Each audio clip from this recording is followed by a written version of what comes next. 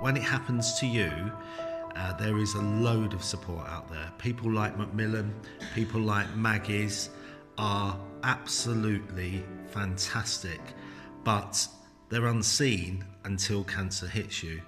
And the big message I would say is don't be afraid to go and talk to those people. As a carer, you don't know what you don't know. Something like Macmillan, they run through a checklist. What is it you need? Financial support, emotional support?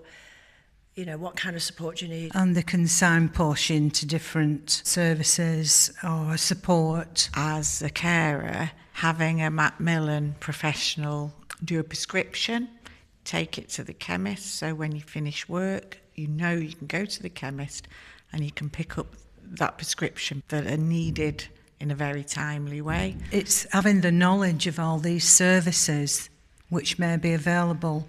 And I think having a knowledgeable specialist nurse who will be like your go-to person. You can't do all these things yourself because you're so busy and you're sad and you're going through all the emotions. So again, it's people hopefully coming to you to offer support rather than you searching around for help. Little things can often make a huge difference. One of the biggest aids and help that we found at this particular hospital was having porters ready with wheelchairs at doors. You can't park the car and push your loved one from the car park because the wheelchairs aren't there. So little practical things like that make a huge difference. Sometimes filling forms in is so hard.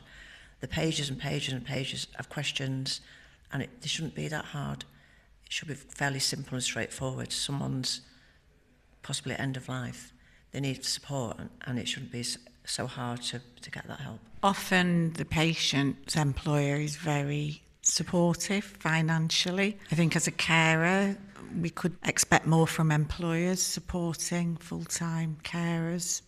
It's a bit potluck, depending on your employer. I think one of the biggest things that any carer could utilise would be the support of their friends. Friends are often too scared to pick up the phone because they don't know what to say. You find out who your real friends are.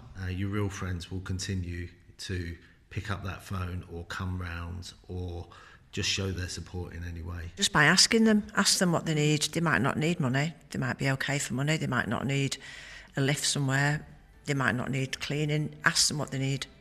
No one knows better than the carer, so involve them more and ask them. Don't be afraid to ask others for help. There is a certain amount of pride in wanting to be able to be seen to be keeping your head above water, when in reality there are other people that probably do want to help